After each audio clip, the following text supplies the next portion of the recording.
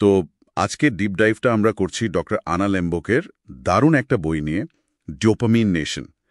মানে আমরা তো এমন একটা সময় আছি যেখানে আনন্দ পাওয়ার জিনিসের অভাব নেই।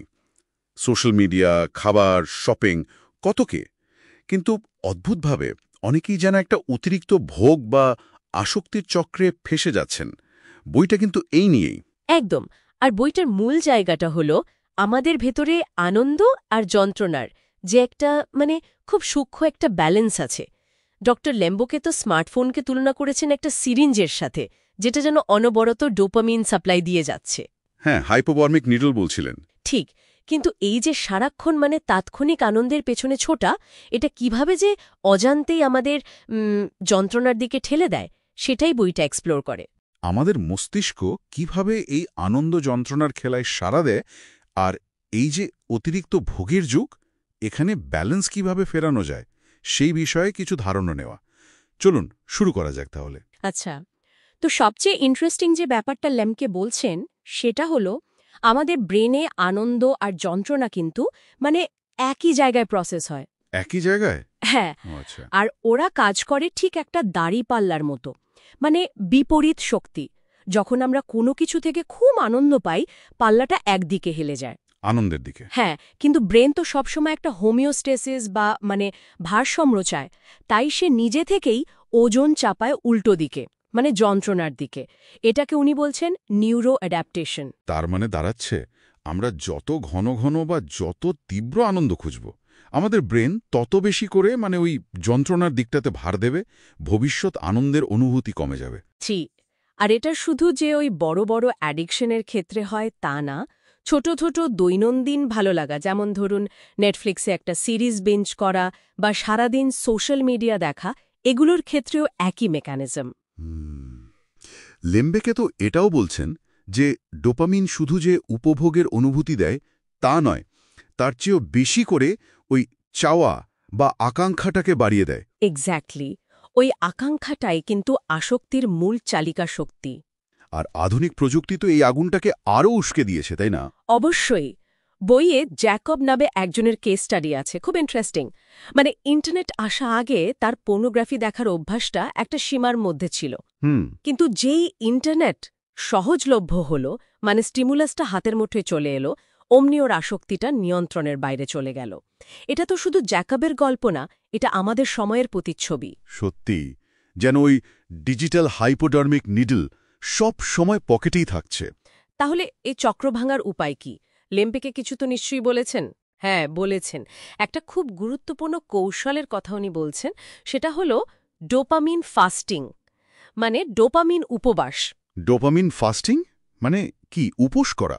ঠিক উপোস না, নির্দিষ্ট একটা সময়ের জন্য, ধরুন 1 মাস, সেই সব জিনিস বা কাজ থেকে নিজেকে সচেতনভাবে দূরে সরিয়ে রাখা, যেগুলো থেকে আমরা অতিরিক্ত ডোপামিন পাই। বইয়ের আরেকটা চরিত্র ডেলিলা, সে অ্যাংজাইটি কমাতে মারিজুয়ানা নিত।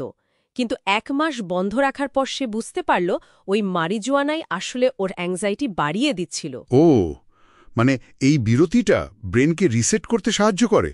হ্যাঁ, ব্রেনের যে রিওয়ার্ড পাথওয়ে আছে সেটা আবার সেন্সিটিভ হয়ে ওঠে, স্বাভাবিক আনন্দগুলো আবার আনন্দ দিতে শুরু করে। কিন্তু সব সময় কি এটা সম্ভব? নিজেকে এভাবে সরিয়ে রাখা যখন চারদিকে এত প্রলোভন? ঠিক এখানেই আসে ওনার দ্বিতীয় কৌশলটা, সেলফ বাইন্ডিং, স্ব আরোপিত বাধা তৈরি করা। সেলফ বাইন্ডিং, সেটা কেমন? এটার হলো আমরা শুধু ইচ্ছাশক্তির উপর ভরসা না করে আমাদের পরিবেশটাকেই এমনভাবে সাজাবো যাতে প্রলোভনটা নাগালের বাইরে থাকে বা জুড়ে। হ্যাঁ, যখন করা কঠিন হয়। উদাহরণ, যেমন ধরুন কাজের সময় ফোনটা অন্য ঘরে রেখে দেওয়া, বা ধরুন সোশ্যাল মিডিয়া অ্যাপ ডিলিট করে দেওয়া নির্দিষ্ট সময়ের জন্য, বা ক্রেডিট কার্ডটা বাড়িতে রেখে বের হওয়া। আচ্ছা, প্রলোভনের সাথে মুখোমুখি যুদ্ধ না করে যুদ্ধের পরিস্থিতিটাই এড়িয়ে যাওয়া। একদম। এটা আসলে স্বীকার করে নেওয়া যে আমাদের উইল পাওয়ার বা ইচ্ছাশক্তি সবসময় যথেষ্ট নয়, তাই স্মার্টলি পরিবেশটাকে নিয়ন্ত্রণ করা। বাহ, এটা বেশ কাজের মনে হচ্ছে। আর একটা বেশ অন্যরকম ধারণার কথাও তো আপনি বলছিলেন শুরুতে, ওই ব্যথার দিকে ঝুঁকে পড়া, মাইকেলের গল্পটা। হ্যাঁ, হরমেসিস, এটা শুনতে একটু অদ্ভুত লাগলেও খুবই পাওয়ারফুল একটা আইডিয়া। হরমেসিস। হ্যাঁ, মানে নিয়ন্ত্রিত মাত্রায় অল্প অস্বস্তি বা চাপ, যেমন ধরুন ঠান্ডা জলে স্নান করা বা বেশ কঠিন একটা ব্যায়াম করা বা ইন্টারমিটেন্ট ফাস্টিং, এগুলো আসলেই শরীর আর মনের জন্য ভালো হতে পারে। ভালো হতে পারে কিভাবে? এগুলো আমাদের সহনশীলতা বাড়ায়, আমাদের মুড ভালো করে। ওই যে মাইকেলের কথা বললেন, সে কোকেন আর অ্যালকোহল অ্যাডিকশন থেকে বেরোতে কোল্ড প্লাঞ্চ বা ঠান্ডা জলে ডুব দেওয়ার সাহায্য নিয়েছিল। রিসার্চে দেখা গেছে ঠান্ডা জলে ডুব দিলে শরীরে ডোপামিন আর নোরেপ্যানেফ্রিনের মতো নিউরোট্রান্সমিটারের লেভেল বেশ খানিকক্ষণ ধরে উঁচু থাকে। মানে নিয়ন্ত্রিত অস্বস্তিটা আসলে আমাদের ভালো থাকার অনুভূতিটাকে আরও শক্তিশালী করে তুলতে পারে। বাহ, নিয়ন্ত্রিত অস্বস্তি ভালো থাকার অনুভূতি বাড়ায়। এটা তো সত্যি একটা প্যারাডক্সিক্যাল কিন্তু দারুণ আইডিয়া। আচ্ছা, সবশেষে লেম্বেক আরেকটা জিনিসের উপর খুব জোর দিয়েছেন, র্যাডিক্যাল অনেস্টি বা মৌলিক সততা। এর মানেটা কি আর কেন এটা এত জরুরি? দেখুন, আসক্তি বা এই ধরনের সমস্যাগুলো প্রায়শই লুকিয়ে রাখার প্রবণতা, লজ্জা আর নিজেকে ঠকানোর মধ্যে দিয়ে বাড়তে থাকে। ঠিক। র্যাডিক্যাল অনেস্টি মানে হচ্ছে নিজের সমস্যাটা, নিজের দুর্বলতাগুলো কোনো রকম ফিল্টার ছাড়া প্রথমত নিজের কাছে স্বীকার করা, আর তারপর কোনো বিশ্বস্ত মানুষ বা সাপোর্টিভ কমিউনিটির কাছেও সৎ থাকা। এই সততা ওই গোপনীয়তার চক্রটাকে ভেঙে দেয়, নিজেকে নিজের কাজের জন্য দায়ী করে তোলে, আর পুনরুদ্ধারের পথে এটা একটা ফাউন্ডেশনাল স্টেপ। দীর্ঘমেয়াদী সাফল্যের জন্য এটা অপরিহার্য।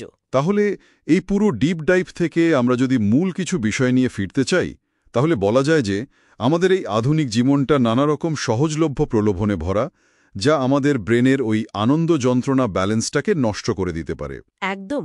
আর এই ডোপামিনের খেলাটা বোঝা এবং সচেতনভাবে কিছু কৌশল, যেমন ওই ডোপামিন ফাস্টিং, সেলফ বাইন্ডিং, হরমেসিস বা নিয়ন্ত্রিত অস্বস্তি বেছে নেওয়া, আর অবশ্যই মৌলিক সততা, এগুলো ব্যবহার করাটা খুব জরুরি হয়ে পড়েছে ব্যালেন্স ফিরে পাওয়ার জন্য। হ্যাঁ, আর এটা কিন্তু আমাদের একটা বেশ বড় প্রশ্নের সামনেও দাঁড় করিয়ে দেয়, তাই না? আমাদের এই যে কালচার, যেখানে আরাম, স্বচ্ছন্দ আর তাৎক্ষণিক তৃপ্তিকেই সবচেয়ে বেশি গুরুত্ব দেওয়া হয়, এই নিরন্তর আরামের খোঁজ কি আসলে আমাদের অজান্তেই আরও বেশি ভঙ্গুর করে তুলছে, আসক্তির প্রতি আরও বেশি সংবেদনশীল করে ফেলছে? ভাবনার বিষয়। হয়তো মাঝে মাঝে একটু ইচ্ছে করে অস্বস্তির মুখোমুখি হওয়াটাই দীর্ঘমেয়াদী মানসিক স্বাস্থ্য আর রেজিলিয়েন্সের আসল চাবিকাঠি।